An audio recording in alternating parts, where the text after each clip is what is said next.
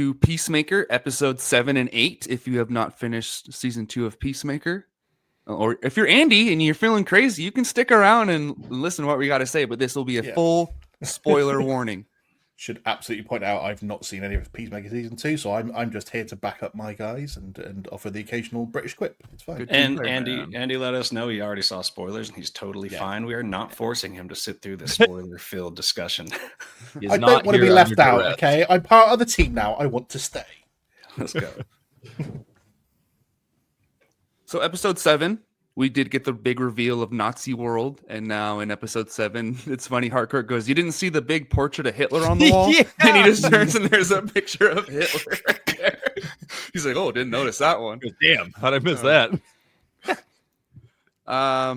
Judo Master had a cool little. I liked his scene with Adebayo, kind of like saying, we're both kind of outcasts. We got to stick together in this world. They played a little Scrabble, I think it's called, instead of Scrabble. It's Scrabble in that world.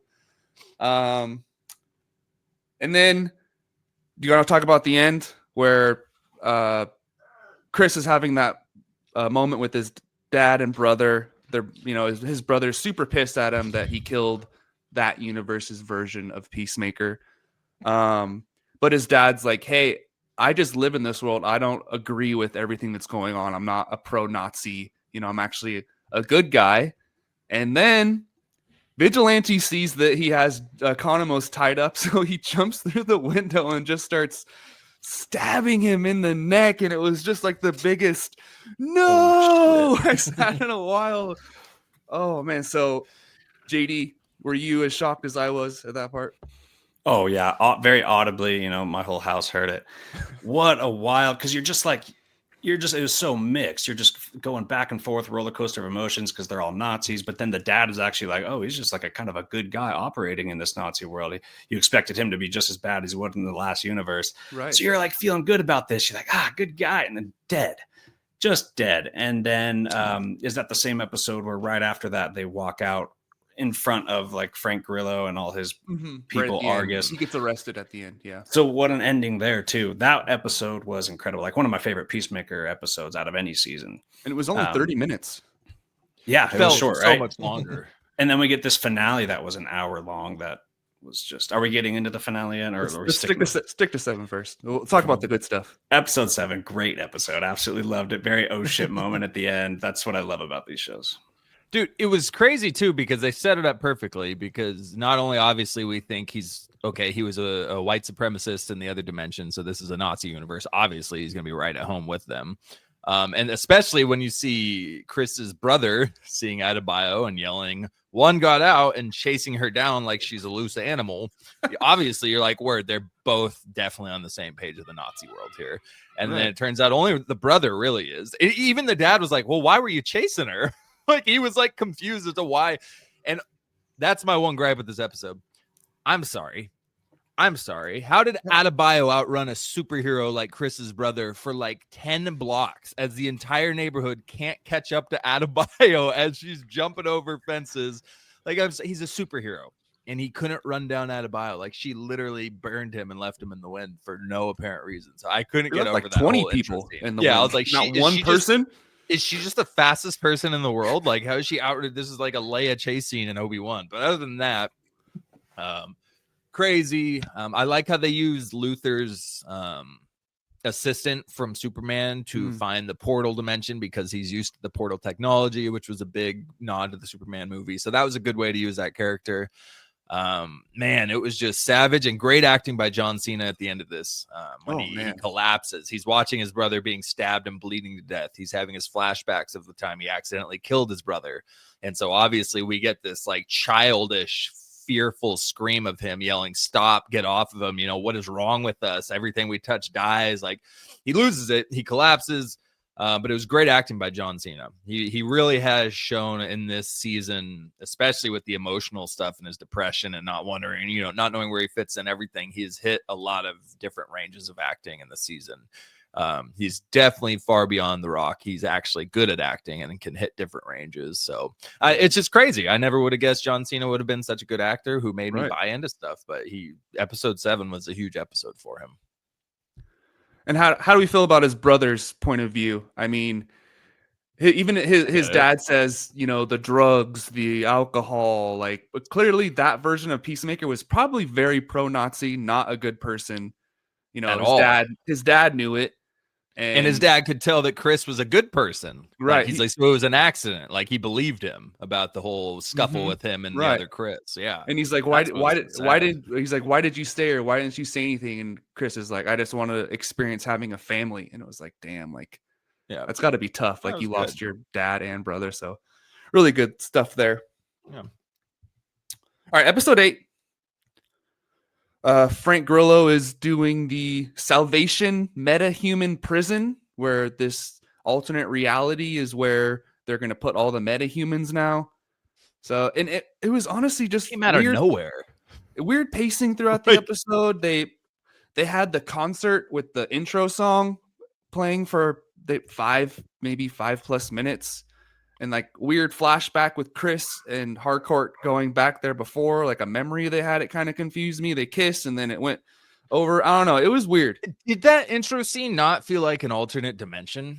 Like, when have we ever seen Harcourt being that happy and bubbly and positive? I get they were saying, okay, maybe it's during the point they were dating after season 1. But the whole plot point of season 2 was she's been a miserable mess since she was fired after season 1. So at what point was she at this concert acting like a teenage girl? That's not Harcourt. That was not Harcourt. And so the whole thing was like, okay, this is obviously another dimension we're looking at. And then it just turns out it was a flashback from a few weeks ago. And then they do the same scene with a different band, like you said. 1 week later. Same boat. Yeah, like a week or 2 later. And they're both doing corny, smiling, non-Carhort. It just felt weird, bro. It felt like a different... It was just kind of, I can't think of the right word. Just, it was all over the place, man. It was just a weird episode. And it didn't feel like a finale for everything that happened in the episodes leading up to it. It didn't feel connected to the rest of the season barely at all. Like the whole plot with them going dimension to dimension, trying to finding a planet where they can use it as a prison. I know it was connected to the door we've been dealing with all season, but it felt totally disconnected from the plot of the rest of the season of them going. There were funny parts too. Like they opened the door to one dimension and it's massive spiders with skulls that are just constantly screaming. Like there was some random funny James Gunn stuff in there. But as a whole, it just, the whole dimensional door thing and the concert stuff, it was just disorienting. I couldn't figure out what the hell was going on. And then it was over. Yeah. There was too many songs. There was 2 full songs, like a musical almost. And plus, the way episode 7 ended, I expected way more fireworks from that clash of Frank Grillo and Peacemaker and his crew. He just ends up in jail and then he just ends up out. That was pretty disappointing. I was really looking forward to that conflict, the climax of that conflict. Grillo wanted to kill Peacemaker and Peacemaker is going to get out of it, but that was a really weird way to do that. Instead, we got a Rick Flag doing cocaine montage. Like, what the hell, dude? I don't know. That was so random. One of the doors had a zombie universe. I was thinking that was cool. Yep. Y'all have been trying to get these guys. Somebody got review. infected too, and they made it back through the portal. Dead, right? They shot him, but he was still infected and started bleeding. I feel like he still brought the zombie disease over to that universe. But Man of Tomorrow, so it's going to be a zombies thing. Oh God, no. But pretty disappointing, man. It's not a bad episode. I'm not going to say it's a bad episode. It just didn't feel like a finale. There was a lot of loose threads. There was a lot of arcs. I was really forward to seeing the climax too that we didn't get. And yeah, like you said, it felt choppy and strange. It just didn't do it for me. Good, decent Peacemaker episode, just not a finale. I don't think it was mid. It wasn't even decent. I'd say it was one of the 6 out of 10 episodes of the season for sure for me. The song.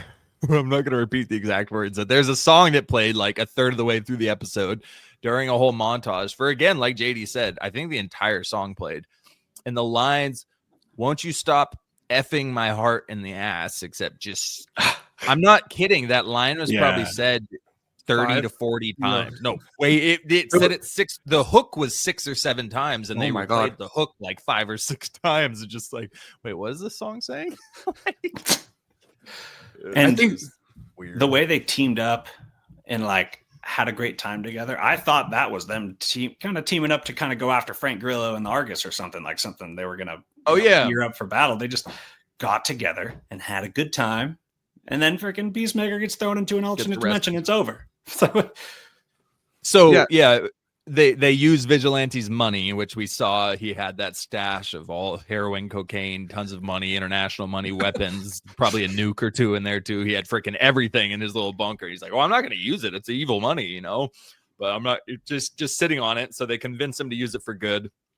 And so they buy this like CIA level building for their new agency that they're going to be, I guess, doing agent stuff, but for good and not corrupt and, you know, fighting against Argus and whatnot. But yeah, they used the money to buy that was a CIA level building. They didn't buy a little office shack.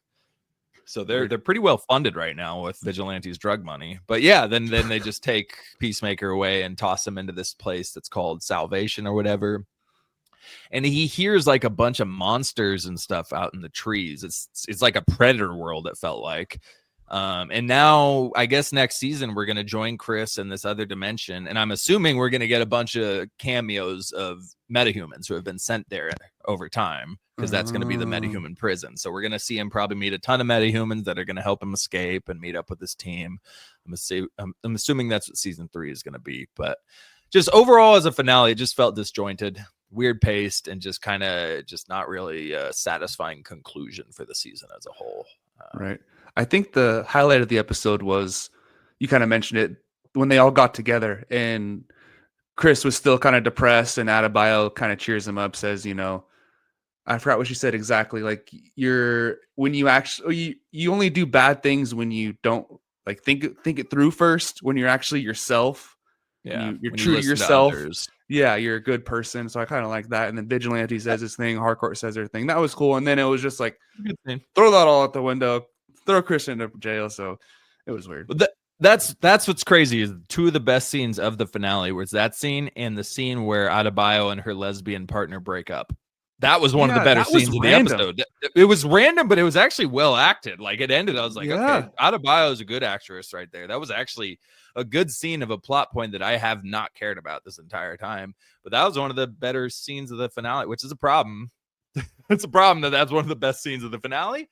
But it was actually a pretty touching scene. It was pretty good. Yeah. So overall, season 2, what would you rate it out of 10? JD? The number 8 comes to mind right off the bat, so it would have been higher with a better finale. Season 7 really picked it up. I wasn't entertained the whole season. It was funnier than season 1, I think. I was laughing harder. But I don't know if I like it more than season 1 yet, so I'm going to go with an 8. And you probably put season 1 like 8.5 or something like that. Yeah, you know, and I'll probably no. Let me give this season more than an 8. Yeah, I'd say they're both like 8.4s, and I got to figure out which one is better. I'm trying to find. I don't think we put down ratings for season 1. I couldn't. I don't think we covered it. I don't think we ever covered Peacemaker season 1. Now that I'm thinking about it, we didn't, did we? No, I think we just watched it, but we didn't cover it at all, so we don't have ratings for it. That's a bummer. This is lower than season 1 for me for sure. Season 1 I probably had rated at like 8.5 or higher, probably like an 8.6, 8.7. This one maybe an 8. I thought overall it had a couple of really solid episodes, but it had a slow start and a weak finish. And I actually thought season 1 made me laugh a lot harder. Vigilante had way funnier seasons in season 1. I just like the whole pacing of it. Myrn and everybody in season 1 were a great little setup there. So I think other than episode 6 and 7, it was a pretty slower, weaker season. So maybe I kind of want to give it a 7.9, honestly, but maybe an 8.1. But that's the highest for sure, 8.1. Yeah, there wasn't a ton of action in this season either. Right. No. Like couple, especially compared to season 1. There's a lot of crazy scenes, but yeah it doesn't have to. More action packed, but yeah, Peacemaker is more about crazy comedy stuff and some action, yeah. But they could have used more action in season 2 for sure. I think David just convinced me. Season 2 is probably about an 8. Yeah, if you really think about it. Well. Yeah. The other thing is season 1 had way more fun nods to the outer universe, like a bunch of stuff about Batman and rumors about this. And then season 2 didn't really have that many nods after the first episode with the Justice Gang there. I feel like we didn't really nod to a lot of other characters in the universe. Well, we did get a Lex Luthor cameo, so that was pretty huge. But yeah. If I can just jump in with a comment. Yeah, from the YouTube Andy, what section. do you think? Well, the last on YouTube is saying, I thought it was a good episode, but an underwhelming finale. Episode 8 kind of felt like a semi-epilogue. The only problem is that it never felt like we completed the climax. Agreed. Totally agree. And I always recommend that you finish the climax. Yes. So Yeah, it's more enjoyable by the end. But hasn't The whole point. exactly, yeah. Hasn't James Gunn said that there's no guarantee there's going to be a season 3? But obviously, this finale heavily leans into what's going on with Superman, Man of Tomorrow. You know what? If there's no season 3, sorry to jump super quick in there, I could see why he's saying this leads into Man of Tomorrow, just because of the prison planet. And in Man of Tomorrow, I bet the prison planet's a big plot point of that movie, and it got established in this finale. So that technically could be justified as, yes, it was a big thing leading into the next movie, because that's going to be a main part of the plot in Man of Tomorrow. And maybe we might see just not season know it yet. there. Kind of. Right. Yeah. And then maybe we don't see a season 3. I don't know. Maybe he gets... It says James Gunn on this one rules out Peacemaker season 3, but says Peacemaker himself is now set up for a broader role in the wider DCU. And then He's really so in Man of Tomorrow. I He's so in could that see movie. a show called Checkmate, because they kind of formed this group called Checkmate, and I could see this Checkmate show moving forward. You know, another thing I thought about, Okay. and you just said bringing these like dimensional prisons, like that's how they always beat people like Doomsday. They can't kill them; they throw them into a thing. I just thought that would be such a funny post-credit scene if you could just see Peacemaker in this alternate dimension. All of a sudden, Doomsday gets thrown right in front of him. He's trapped with Doomsday. So JD, you mentioned Checkmate, and that was the name of the agency that they funded with Vigilante's money there. So that is a thing in the comics, apparently. So were you familiar with that before? Okay. Well, the weird thing is I'm familiar with it as more of a very villainous role. Maxwell Lord is trying to shut down heroes, very connected to shutting down heroes on the whole planet, but still it was very much a villain organization that the heroes were fighting against, and did not have these characters in it. So the Checkmate could have much more background that I'm not familiar with, but the Checkmate I know is pretty villainous. So there's a rumor that they set this up for a reason. Maybe it's not Peacemaker season 3, but like you said, maybe it's a show about the agency itself, Checkmate, which would kind of be also could have been the same show as Waller that we've been hearing about. And Waller would be the antagonist for that show. We've set up this agency here. We're going to follow the same crew, but it's not going to be called Peacemaker, and it's going to be joined with the Waller series we've heard of. So that way it doesn't feel like a waste of what they set up in this finale here. But Peacemaker necessarily isn't going to be the lead of the story. But That it was sounds like actually he'll be in movies. We just got that as a comment, like that exact same thing. So that was wild. Dave did not read from the comments there. Did not read that at all. I'm not yeah, looking you at did, That's you big fat hilarious. liar. Yeah. I'm a stealing comments as your own. I don't get to see people's comments anymore. Yeah, that's a good call. I could totally see that happening. The gods kicked Dave out for lying. All right. Well, that wraps it up for another edition of Week in Geek and another season of Peacemaker. What do we got next on the horizon? Anything coming out soon? Are we doing some fun episodes? I think there's a few things to drop. I think you already did the live episode of the Star Wars roadmap, but it's still got to be dropped on everywhere else where you listen to your friendly neighborhood podcasts. I think we're going to be covering Alien Earth at some point soon. Oh yeah, we should do that. Maybe even some Marvel Zombies thrown in at some point. I'll cover that with you. I watched the first episode. I'll absolutely cover that. Oh, and with Gen you. V. What about Gen V when that? I haven't even happened? started that. Is David! it good? David, Is it? God's is it any sake, good? man! Call yourself a nerd. Fuck's Is sake. it any good? I'm season 1 was all right. I'm with you, dude. I haven't started it either. Oh my I've seen 4 episodes. It's good. Is it Better as than season good? 1? Yeah. What's the comparison? It's so far? on par with season 1. Is there any anaconda penises or anything crazy to look out for? Because that That's a kind of good keeps question, me. That actually, keeps me JD. waiting a little longer sometimes. Lots of dickless comments for that dude that had his exploded, and quite a few cameos from some of the Vor boys and seasons in there. So Okay. I'll start it soon here. I think they've done a good job Stranger handling Things. the death. They did a good job handling the death of the actor and kind of making it a storyline. So Oh, okay. gracefully. Also, Stranger we Things. covered Gen V. There you go. We will be. We covered season 1 briefly. I think we did the full season in one episode, but we did cover it. Mm-hmm. But Stranger Things is dropping in a month, which I am at the finale of season 2 now. I'm cooking. There we go. So we're definitely going to be covering that when season 5 drops, and maybe we'll do a recap episode before we get to season 5, talking about the first 4 seasons, ranking them. Yeah. So we're gonna have a Stranger Things centric episode. Andy, I still don't know if you're being serious or joking about the first portion of that. Have you seen Stranger Things, or did you stop after the second episode? You'll never know, mate, until we start covering it. Get this guy out of here. Get this guy out of here. I like having that bit of mystery in our relationship, David. You know, we're pretty revealing in our group chat, so I like to keep a little spice things up a little. I've got your Galactic Core podcast email information. I will check your notes and see if you have mentioned anything about Stranger Things. I mean, you can always welcome to go back and look at episodes, Dave. Hit those ratings up. It's fine. All right. Well, thank you for joining us on this episode. We will see you next time at Why So Sidious. And thanks for y'all in the comments. Yes, thank you.